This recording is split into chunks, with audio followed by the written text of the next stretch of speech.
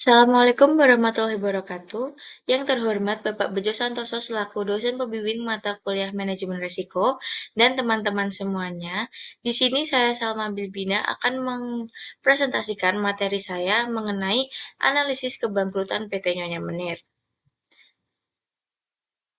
Selanjutnya ada contents, yaitu materi apa saja yang akan saya bacakan di presentasi saat ini. PT Nyonya Menir, lahir di Sidoarjo, Jawa Timur tahun 1895, Nyonya Menir yang sebenarnya bernama Lau Ping Niu mendirikan bisnis jamu bernama Jamu Cap Potret Nyonya Menir di Semarang pada tahun 1919. Usahanya tumbuh pesat dan mencapai ekspor senilai 31 miliar pada tahun 2007. Namun, pada 2015, perusahaannya mengalami kebangkrutan. Nyonya Menir meninggal pada tahun 78 setelah putranya. Konflik keluarga muncul pada tahun 85 mengakibatkan pelepasan saham keluarga pada tahun 95. Masalah apa saja yang terjadi di PT Nyonya Menir? Yang pertama yaitu ada konflik keluarga pada tahun 85. Perseteruan di antara kelima cucu pewaris perusahaan terjadi pada PT Nyonya Menir, merugikan ratusan karyawan. Konflik berlanjut dari tahun 89 hingga 94, berakhir dengan pelepasan saham keluarga pada tahun 95. Charles Sairang menjadi pemilik tunggal sementara, keempat saudaranya memilih untuk berpisah. Selanjutnya ada masalah tentang terbelit hutang. PT Nyonya Menir menghadapi masalah keuangan dengan hutang mencapai 89 miliar kepada 35 kreditor. Pada 8 Juni 2015, Pengadilan Niaga Semarang menggugat Pilot, tetapi pada 27 Mei 2015, Majelis Hakim memberikan putusan sah perjanjian perdamaian PKPU antara debitor dan kreditor.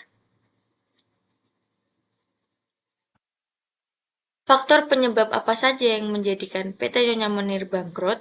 Yaitu yang pertama, manajemen yang tidak efisien akan menyebabkan kerugian secara terus-menerus karena masalah operasional.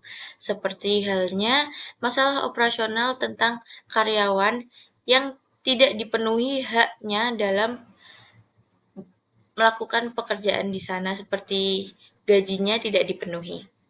Selanjutnya ada ketidakseimbangan modal yang dimiliki dengan jumlah hutang yang dimiliki. Tidak mampu untuk mengikuti tren yang semakin berkembang seiring berjalannya waktu atau tidak mau berinovasi. Perusahaan PT Nyonya Menir tidak mau berinovasi dan tidak mampu untuk menghadirkan varian baru dalam produk-produk yang ada di PT Nyonya Menir, sehingga tidak mau bersaing dengan perusahaan-perusahaan lainnya. Adanya penuntutan hak dari para buruh atau pekerja yang menyebabkan perusahaan mengalami krisis operasional. Selanjutnya, ada analisa dalam perspektif manajemen risiko. Diambil dari permasalahan yang dialami PT Nyonya Menir, terdapat masalah kebangkrutan yang terjadi akibat faktor internal maupun eksternal perusahaan. Faktor internal dapat dipicu dari manajemen yang tidak efisien, sehingga mengakibatkan kerugian yang terus-menerus hingga akhirnya menyebabkan perusahaan tidak dapat membayarkan kewajibannya, yaitu hutang. Selain itu, ada konflik keluarga yang terjadi sehingga menyebabkan pengelolaan operasional usaha Jamu Nyonya Menir menjadi berantakan. Padahal, perusahaan seharusnya siap dalam menghadapi masalah yang mungkin akan terjadi dengan menerapkan manajemen risiko yang baik. Karena dalam manajemen risiko memiliki tujuan mendorong setiap perusahaan untuk hati-hati dalam menghadapi risiko perusahaan, sehingga upaya untuk memaksimalkan nilai perusahaan dapat tercapai dengan baik. Putusan yang dijatuhkan kepada PT Nyonya Menir yaitu Putusan Nomor 1397 K PDT Sus Pilot 2017. Hutang sebesar 9 miliar pada kreditur diberi batas waktu 5 bulan. Meskipun pembayaran sejumlah 400 juta sudah dilakukan dalam 2 tahun, terdapat kendala seperti 10 cek yang tak dapat dicairkan dan bilet giro yang ditolak karena saldo yang kurang. Akibatnya, kreditor menuntut Pilot hanya dalam 2 tahun.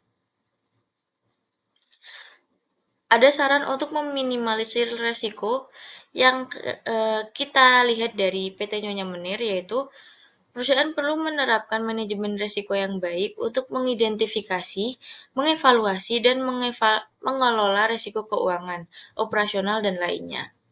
Yang kedua, melakukan strategi diversifikasi produk untuk mengurangi ketergantungan pada satu jenis produk saja.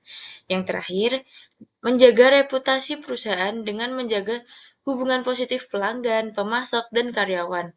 Tanggap cepat terhadap potensi konflik internal keluarga untuk meminimalkan dampaknya. Sekian presentasi dari saya. Kurang lebihnya mohon maaf. Wassalamualaikum warahmatullahi wabarakatuh.